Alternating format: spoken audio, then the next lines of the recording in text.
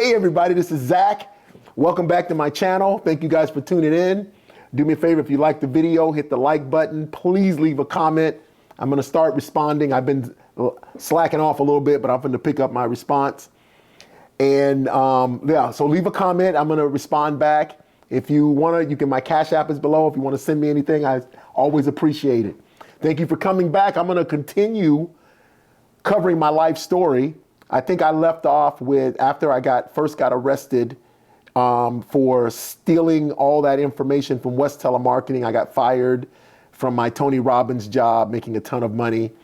And now I'm living in a house that I probably can't afford. I just end up getting out of jail and walking around and not knowing how I'm gonna finish paying. I almost went into foreclosure, had a little money in my savings, what the lawyer didn't take to get me out of my trouble, in Cobb County, Georgia, which is a place I think I frequent twice during that whole ordeal. First, when I was arrested and had no bond, and second, once they sentenced me to 6 months to do in time.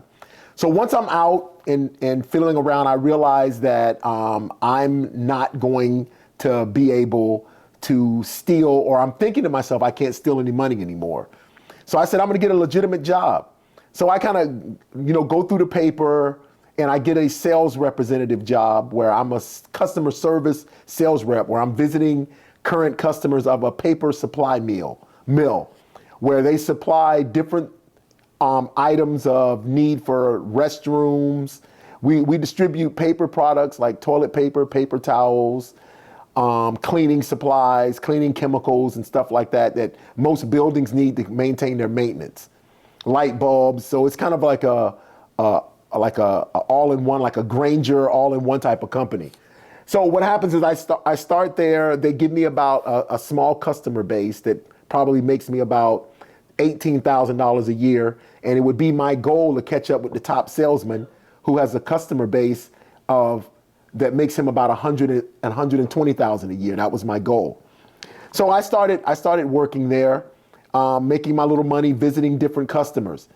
So the problem with that is a lot of times when customers would pay, which it was all business accounts, they would actually hand me their credit card and I would write all the information out on a receipt.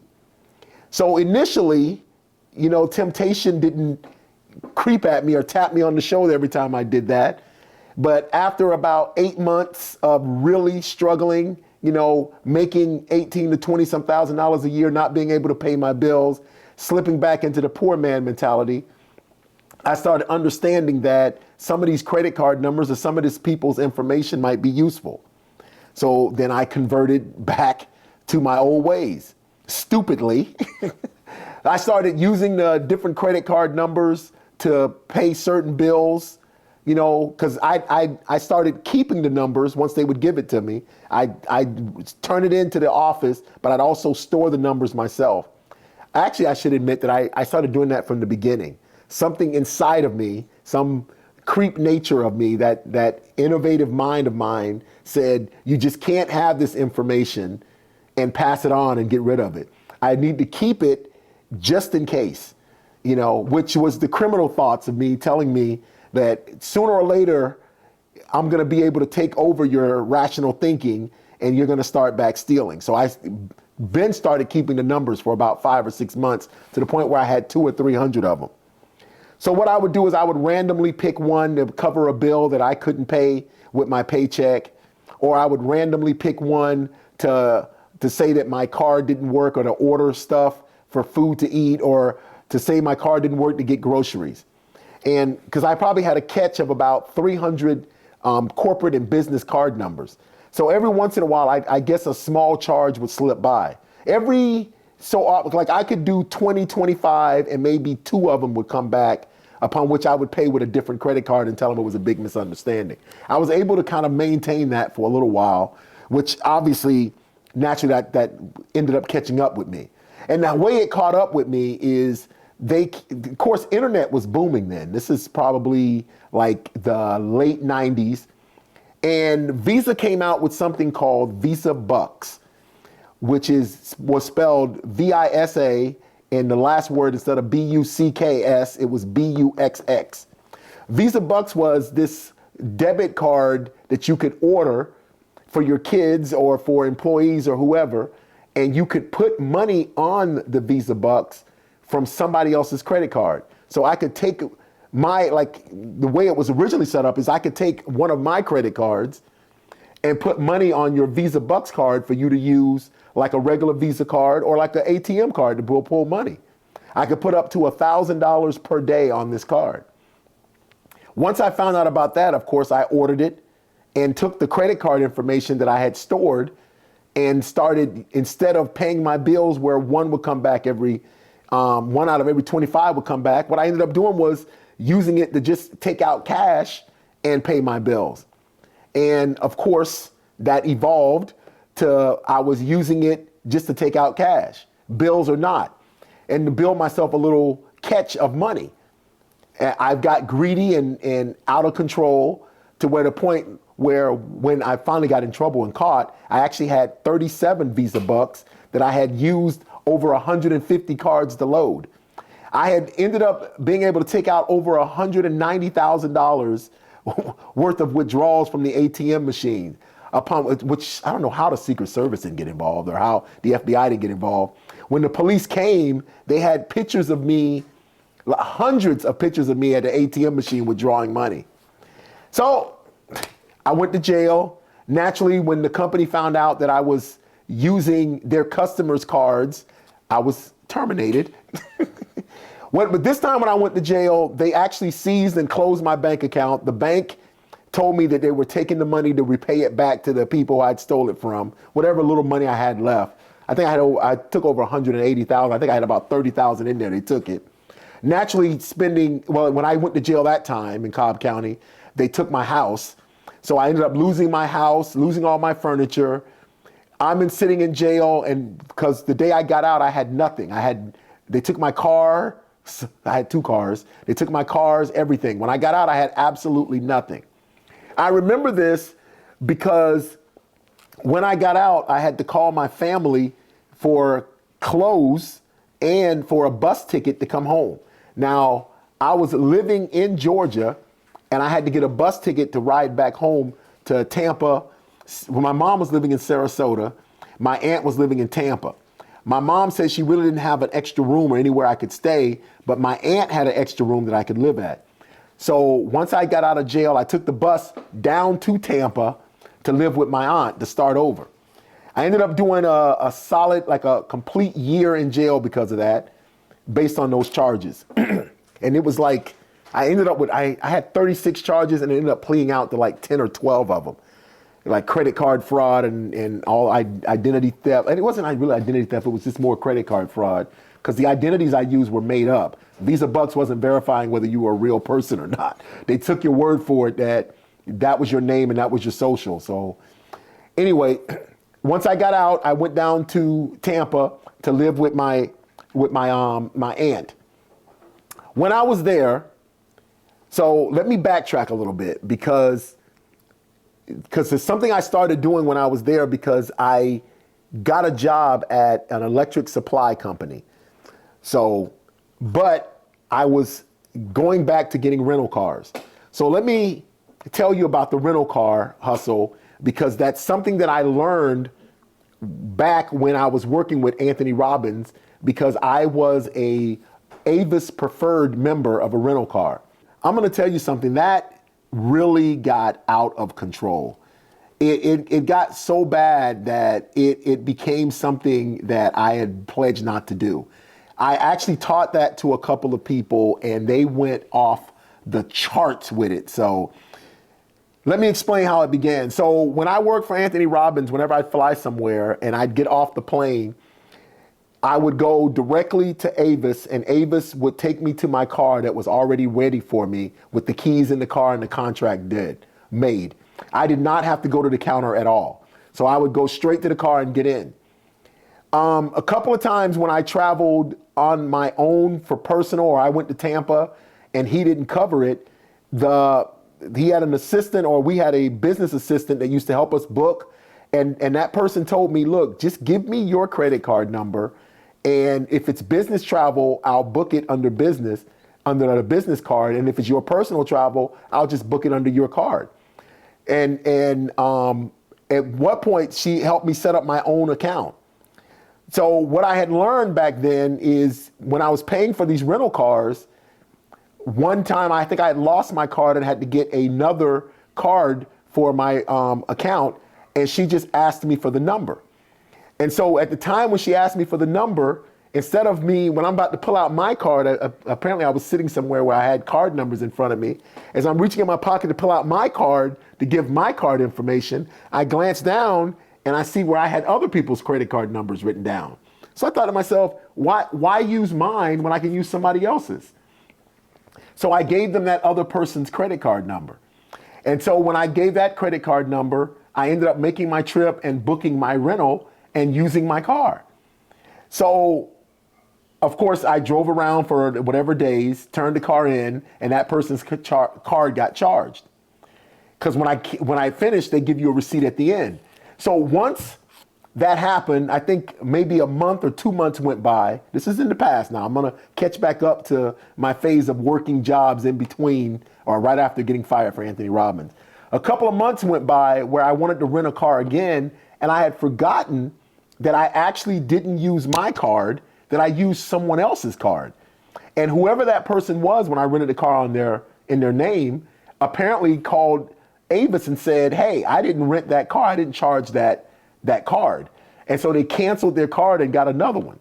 So when I landed thinking that I was going to be able to pick up my car, I show up and they're like, hey, your card got declined. I'm like, what? They go, your card got declined. So I actually had to pay with my card.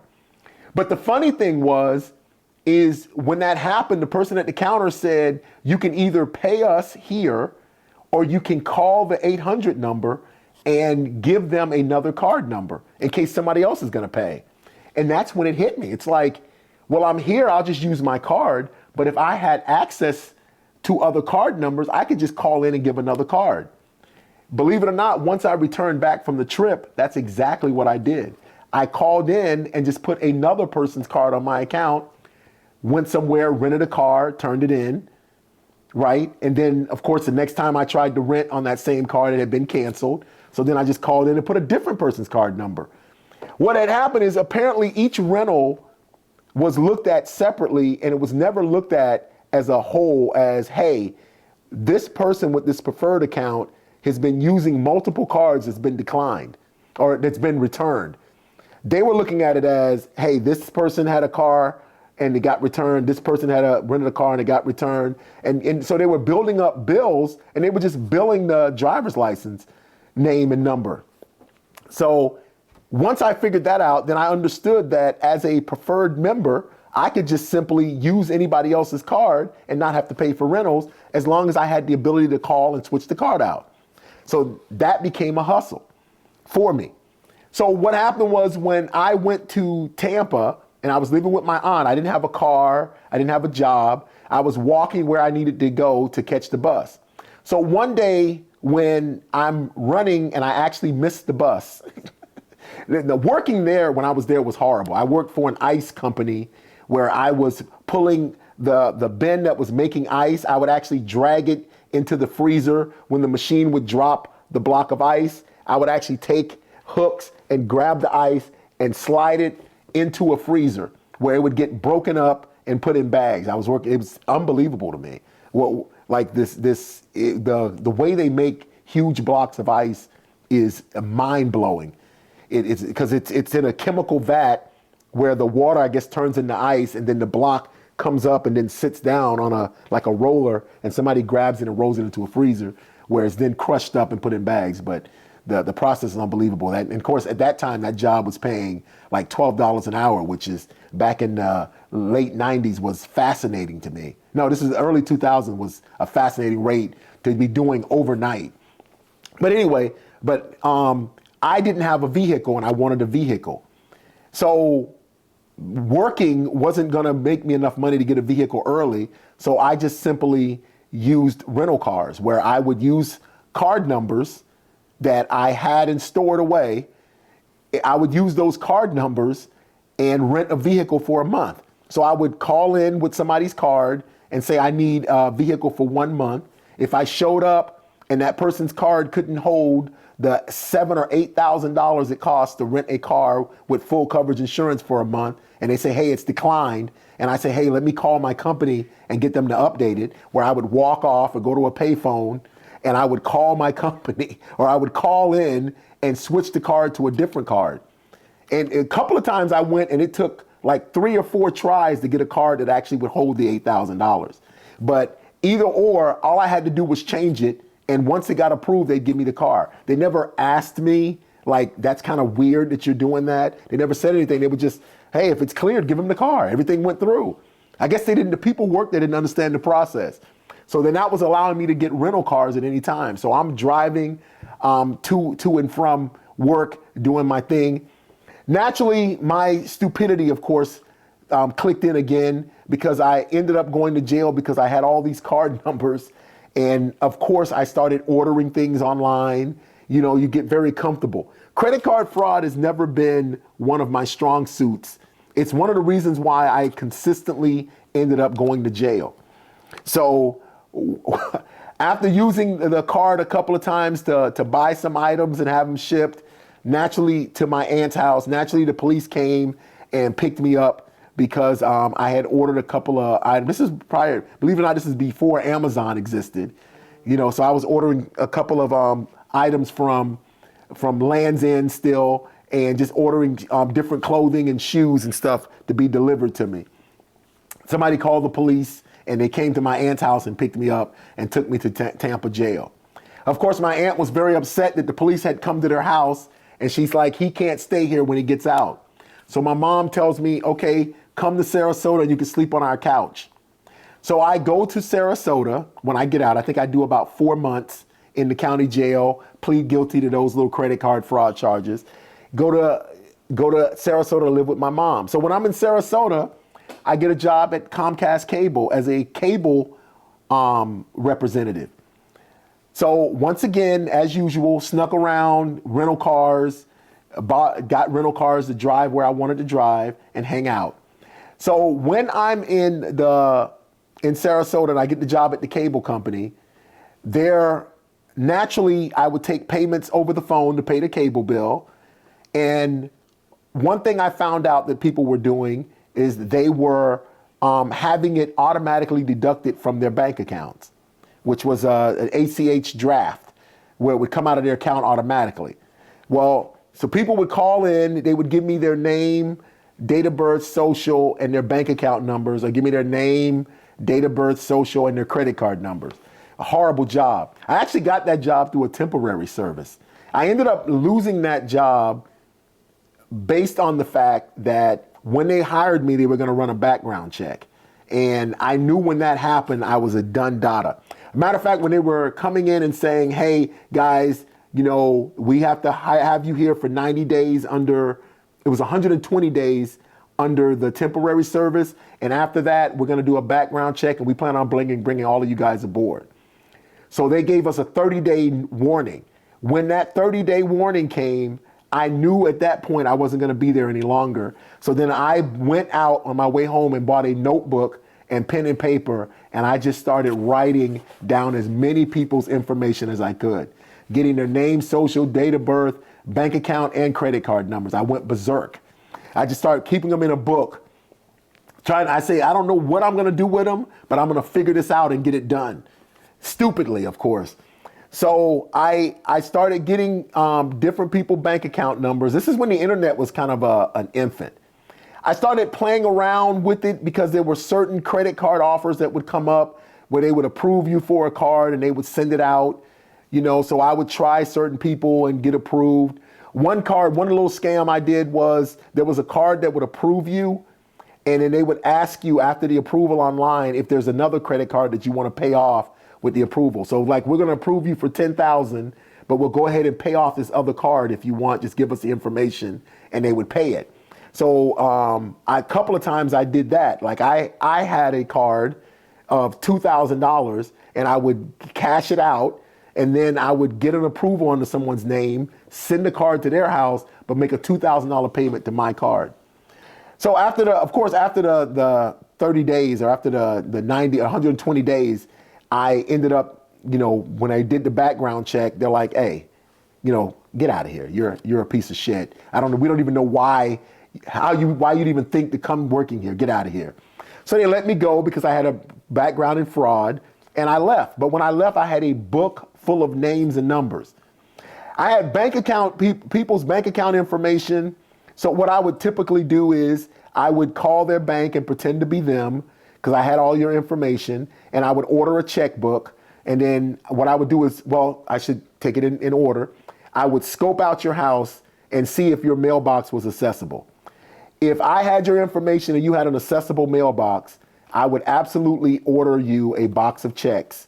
I would ask that it either be delivered express mail so I can intercept the UPS guy, or I would order a box of checks and count the days to know when it would show up.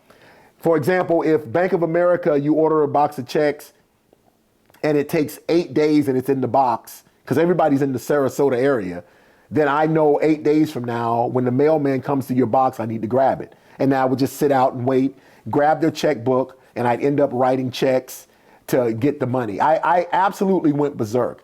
What surprises me is my way of thinking is back then is that I'm untouchable, that I could just pull these random scams using my face and name, put myself all the way out there, and nothing was gonna happen. I had no goal, no direction.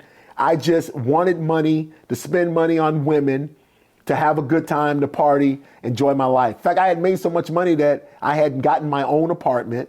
My mom helped, gotten furniture and everything, and had bought a car. I went from renting cars all the time to buying a car. So I was like getting myself back.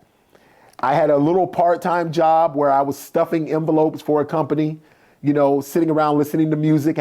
This is when the iPods came out, had an iPod with over 1,000 songs, had a laptop. I was building my way back, but through stolen money. And naturally, all of this came back to me. I mean, not only did I have things in my name, I would have stuff shipped to a P.O. box that I opened up in my name. It was just completely sloppy. And at some point, the police came and grabbed me at my job. This is kind of funny, though, because the police waited on me. They went to my job and they waited on me. They asked the job if I was there. They said no. They waited in the car. When I pulled in, I got out of the car. They came running over to me. So when they came running over, I locked the door and I locked and closed my car door. Well, when they came, they arrested me, took the keys, unlocked the car, and searched the car, and actually found the book of names that I had from the cable company. So when they arrested me, I had one charge. The bond was like $1,000. I took my mom took $100, bonded me out. And then 5 days later, they brought back 37 charges based on all the people in the book that they had contacted, I had frauded. And so then they picked me up for 37 charges, and the bond was, you ain't getting out of jail amount. And so I ended up sitting in jail about 9 or 10 months in jail based on this.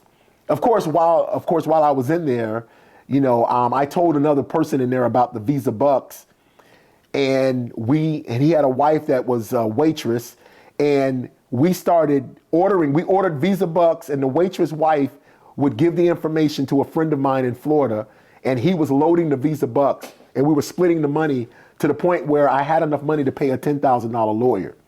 Well, all that went to shit because another inmate there told on us. And so we ended up getting a charge while I was in jail. It's unbelievable. Like it never stopped. My brain never stopped working stupidly to try to get access and get out. But yes, after I got out for that one charge that they picked me up at work, they came back and picked me up for 35 charges. Well, here's the funny thing about that. The search of my vehicle was illegal. I had the worst lawyer in the world. But him and I were talking, and I somehow convinced him to file a illegal search and seizure on the search of the car. He filed it. He did a horrible job in court. But the judge I had was fair, and he granted it. The judge said that the natural search of the vehicle, the cops said that they had come to my job to pick me up, and when they arrested me, I had just got out of the car, and they were searching the car as a part of my arrest, right? But the judge said, yeah, but you showed up at the job, And had he been inside the job working, you would have arrested him without searching the car. The fact that he came and got out of the car meant that the search wasn't part of his arrest.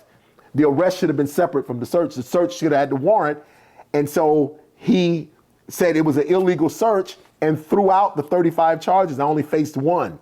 Well, I'm gonna tell you, that's the only time I ever felt like I had justice, because the police and prosecutor were livid.